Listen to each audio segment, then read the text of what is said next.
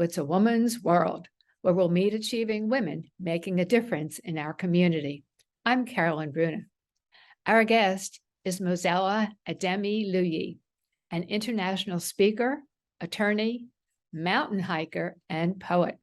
I'm actually excited to have you on my show, especially since we've met at Toastmasters.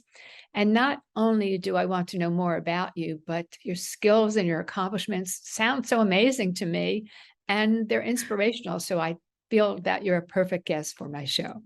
Oh, thanks so much, Carol. And I'm really thrilled to be here with you and love the work you do in the world. So it's an honor to be here. Thanks. Oh, thank you.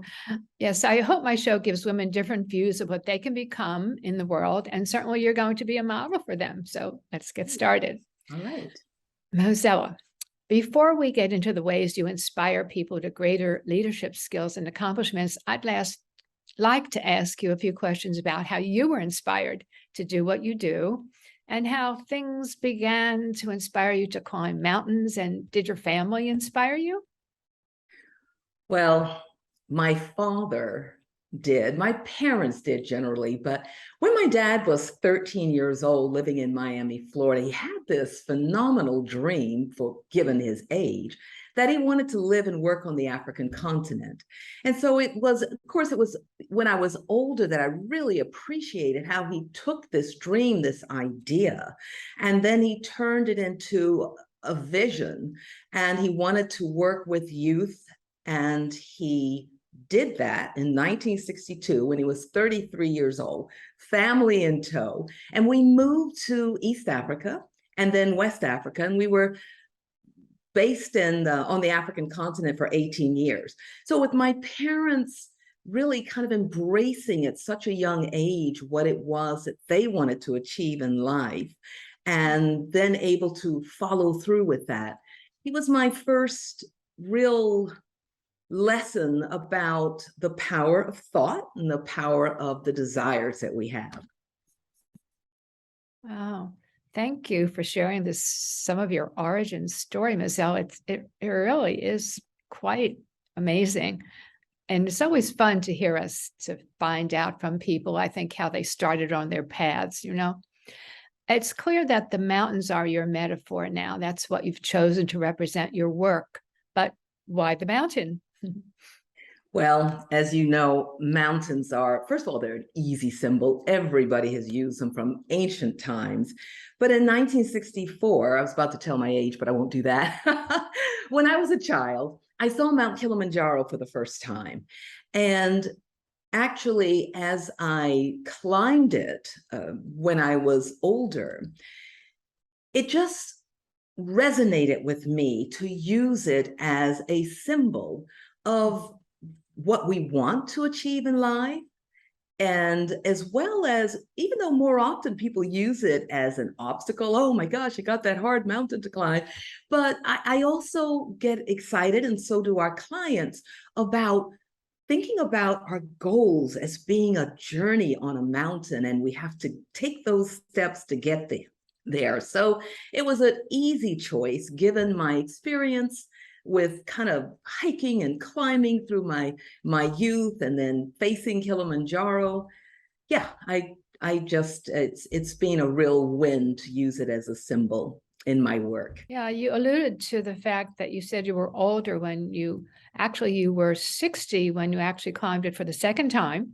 Right. And you tried to climb it, though, the first time when you were 50. Now, that's a big difference. What do you think made that difference? And it was 10 years later and you weren't quite as young. Right. Well, sometimes I know someone had kind of the thought, well, if you couldn't do it at 50, what makes you think you can do it 10 years later? But frankly, it was the answer is in what I call the 3H. It was my head, my heart, and the actions that I took. Everything was different 10 years later. I actually envisioned us on the top of that mountain this time, as opposed to, and my fears were so rampant. The doubt came in. Sometimes you set out on a goal and you think it's going to, it's going to be tough, but you don't think it's going to be as tough as it is when you experience it. And at night, the first time around, I just kept thinking, oh my gosh, are we good enough? Can we do this? Can we face the mountain ahead, the steps that we needed to make for the following day? So we had our struggles on it, but that second time around, it really was about a more, what most people would call today a mindset, but I like to say a mind open. Attitude was different.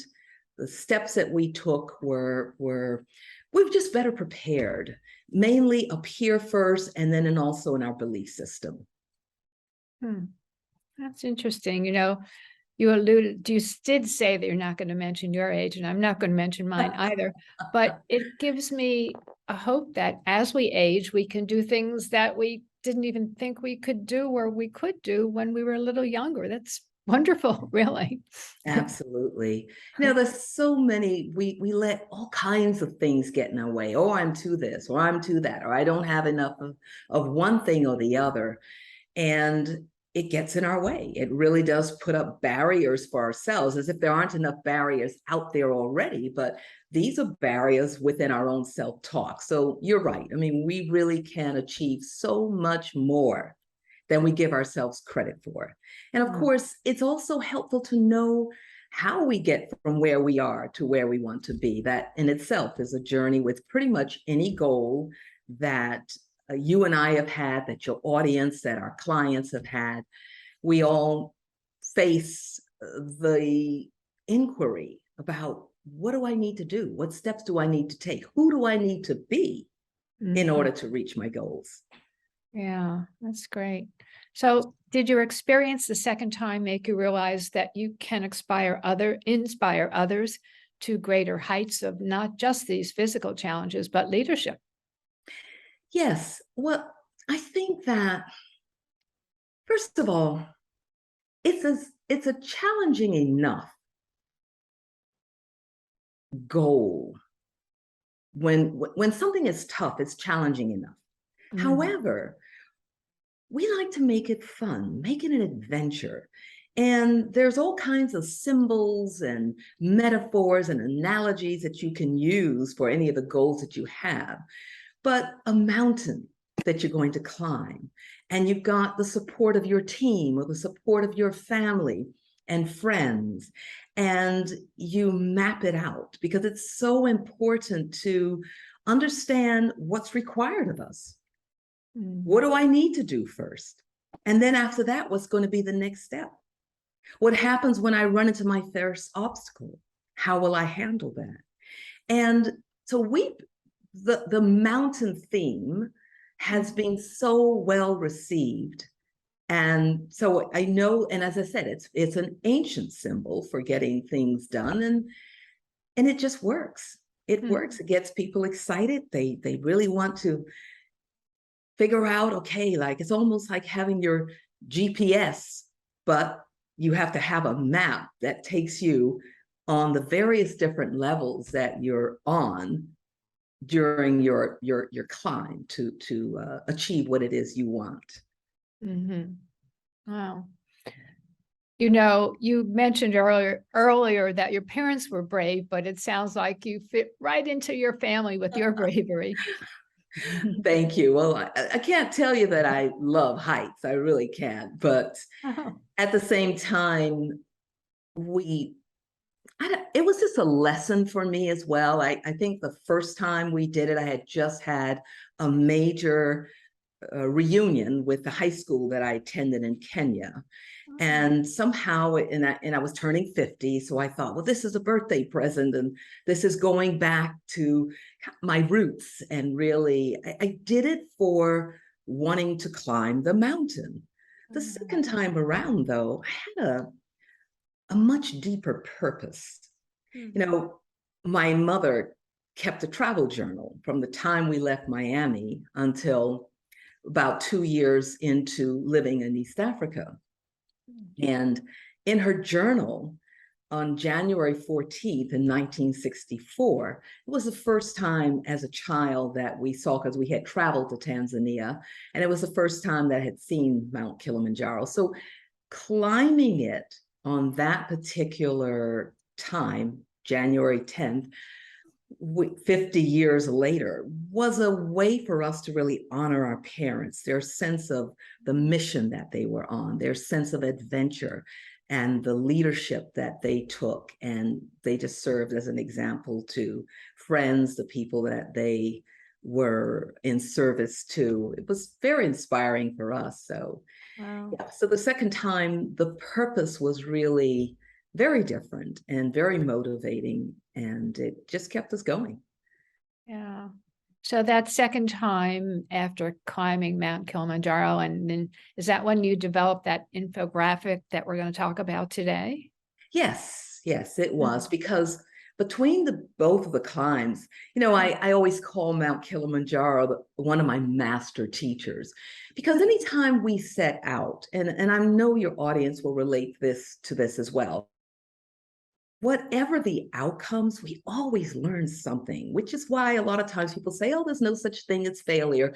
Well, we may miss the mark. We may not always achieve what it is that we set out and intended to do, but we learn something. And when we really explore what those lessons are, and then when we go back out and try again, we've learned what it takes, and hopefully we don't make the same mistakes twice.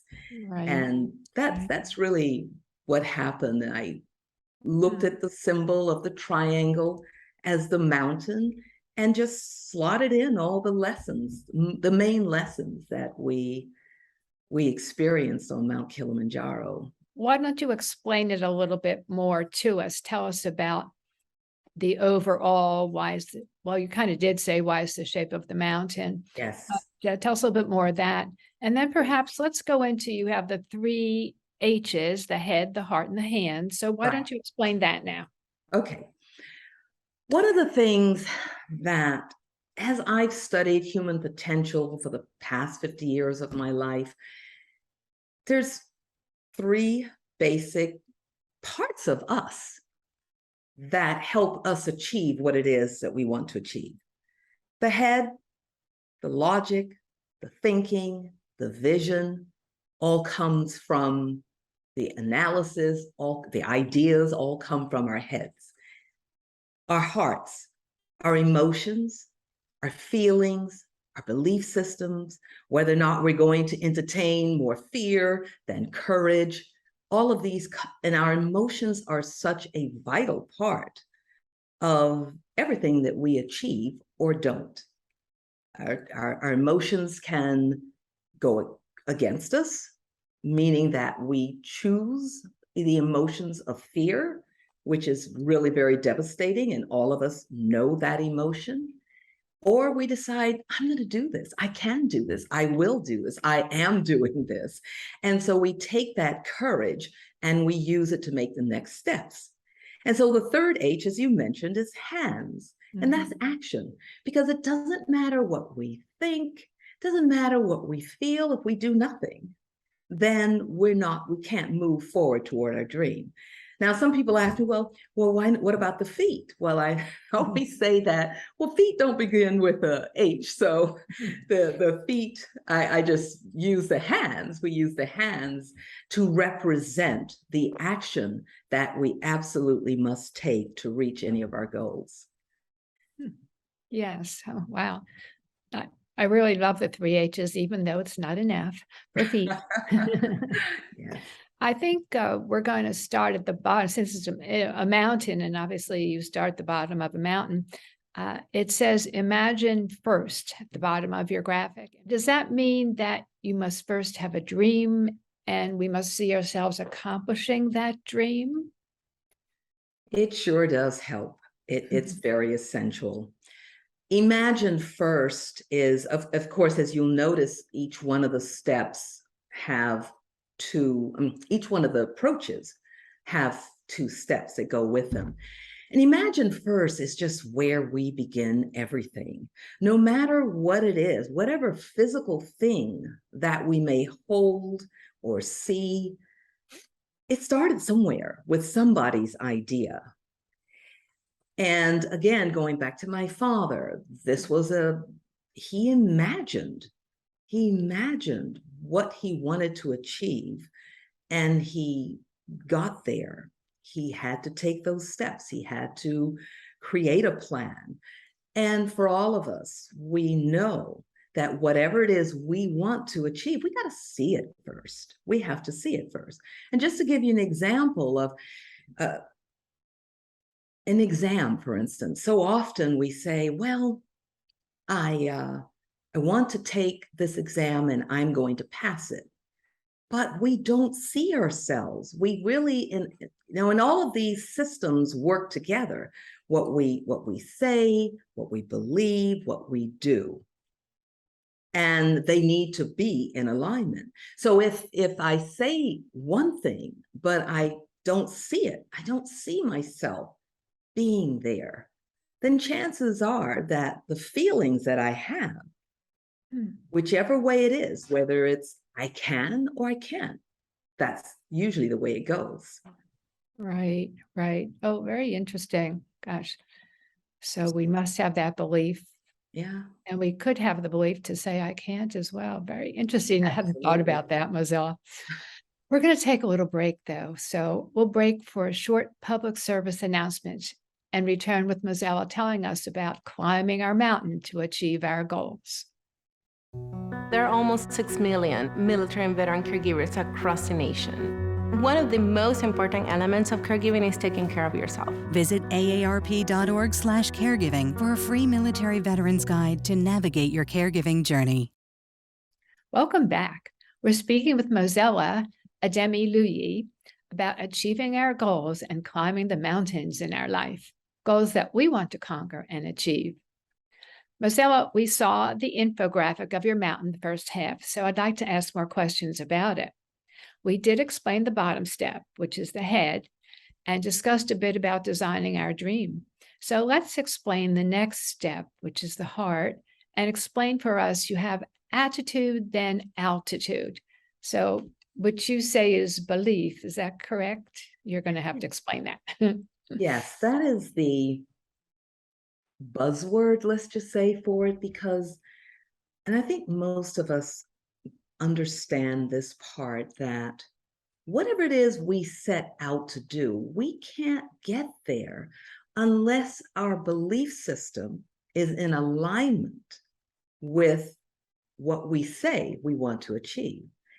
And yes, there are times when we're not even fully aware that our belief system isn't supporting us, because that's an inner talk or self-talk that many of us aren't always aware of what we're actually saying to ourselves. And again, it is a mountain speak attitude. So whatever your attitude is, if it is in alignment with what you're saying, then you will be able to get to where you want to be. And the step right next to that is called climb the wall. And it represents obstacles. There's always going to be something on our path. Sometimes we know that, I say, oh, okay, a month down the road, I know I'm going to have to get over this hurdle. But then sometimes obstacles just come up very, very suddenly. And it does take courage. And the heart has, until recently, really, because there's a lot of talk about emotional intelligence, and the Heart Math Institute have really, in recent years, we put the heart in a place where it more truly belongs, because we've always kind of downplayed our emotions. Oh, they're so emotional. And we've given more credence to what it is we think. But the heart really does inform what we think, so that we can now translate it into what we do and be much more successful. So it's a very important part of the system. Yes, and I certainly know about obstacles getting in the way. They get in the way every single day somehow. Yeah. Yeah. Your third approach, the hands, you ask people to realign with the steps. So explain that for us, please. Sure. Well, let's just say you've got a project for 3 months. What happens is things, as they say, life happens, stuff happens. There are things that come up that we didn't anticipate. And there are often times when we need to just step back, look at our end goal, look at where we are, look at what might need to be adjusted. We might need to have a course correction, and realign with the steps means it is a going back and realigning and reconnecting to our purpose, to our vision. Sometimes that might mean having a paradigm shift, but it just means that there's hardly any time when we just go very, very smoothly along our path. There are going to be these dips and turns that we have to make. So realign with the steps just helps us do just that. Realign, step back, look at our plan, make the adjustments so that we can move forward. Yeah. And then just relate that for us. How does it relate to people achieving their goals and dreams? Well, it's very easy to, when you get to that first bump in the road, or even multiple bumps in the road, if you don't understand the principle about realigning and reconnecting and stepping back and reassessing, it's easy to give up. It's easy to say, this is just too hard. I can't do this. And that's why we like to work also in community, because whether it's a coach or people who are like-minded and working toward achieving their goals as well, when we're in community, sometimes people can help support us just at that time when we think, I just can't take another step. Yeah, I like your idea in community, and it's getting people together and supporting each other. Yeah. Well, Carolyn, you mentioned Toastmasters at the beginning, and that's kind of a good example of most of us want to achieve goals, whether it be leadership or the fear of speaking. And our Toastmasters group, Tally Ho, is a very small, intimate group. And what do? We help each other to realize our goals. And we go back. Sometimes we have an evaluator and someone says, well, you could do this better. So the next time you actually do that. So that too is a good example of realigning with the steps in a small group of like-minded people or a team who are achieving their goals just like you are. Yes, I like that word, team and team goals. And I was going to ask, and you started mentioning it a little bit anyway, how do these leadership skills fit in with all your teachings now? Well, one of the things, and I think most of us see this shift in the corporate world, in government, in private practice. Right. Some of them might not be shifting as quickly as they need to be, but we're finding that employees, teams, partners, members are looking for more compassion.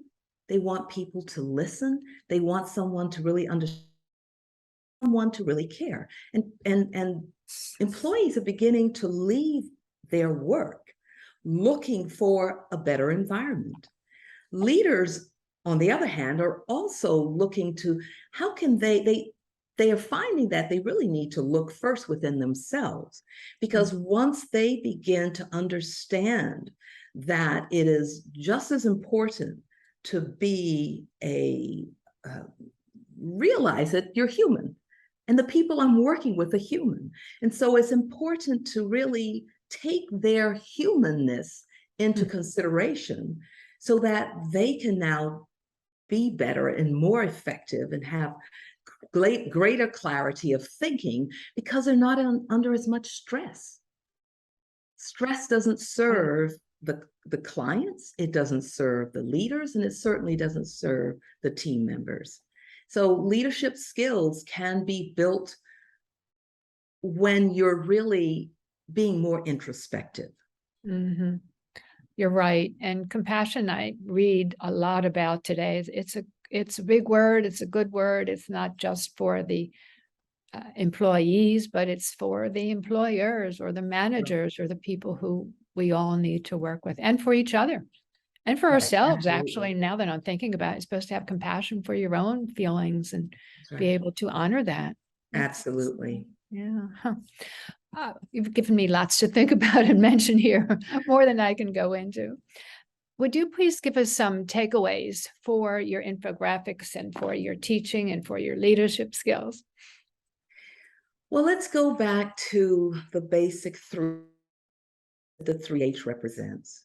It is important for us to use our thought, to always have a dream, to be clear about our goals, to be able to articulate them in a way so that we have the kind of clarity we need to put our hearts and our emotions and our beliefs into them. So we want to have the right thought. We want to have the right feeling and attitude and belief about it.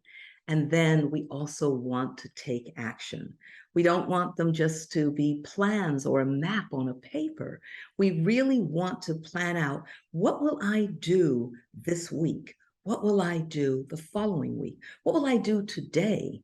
What will I do a year from now? It's just this constant awareness and understanding of what it takes, how you need to move. Sometimes you can move quickly. Other times you just need to back up. You need to pause for a minute. So thinking and feeling and doing, and that's how we get to that's how we climb mountains. That's how we get to any of the goals that we truly want to reach. Oh, yeah, you're right. Thank you. Thank you. How can people get in touch with you, Mozella?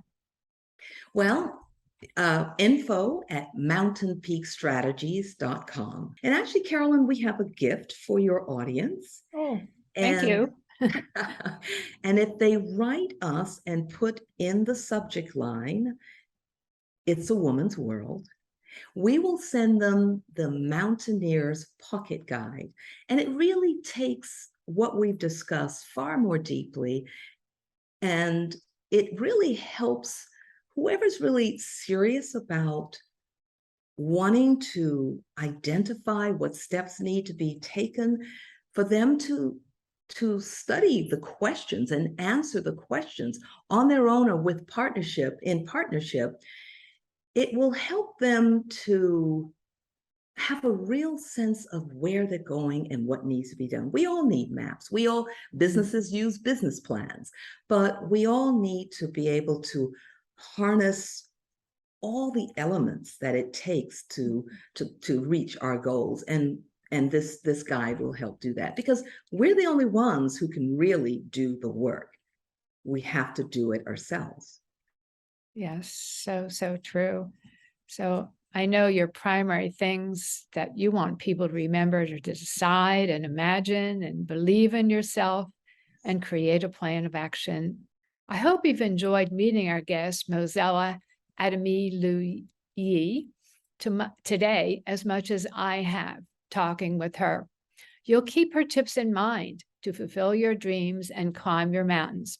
You can email Mozella at info@mountainpeakstrategies.com and put in "It's a Woman's World" in the subject line to grab her free gift, the Mountaineer's Pocket Guide to overcoming challenges and navigating opportunities.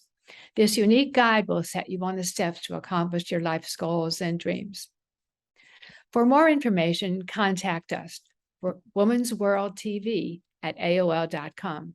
Remember, it's a woman's world. I'm Carolyn Bruna. See you next time.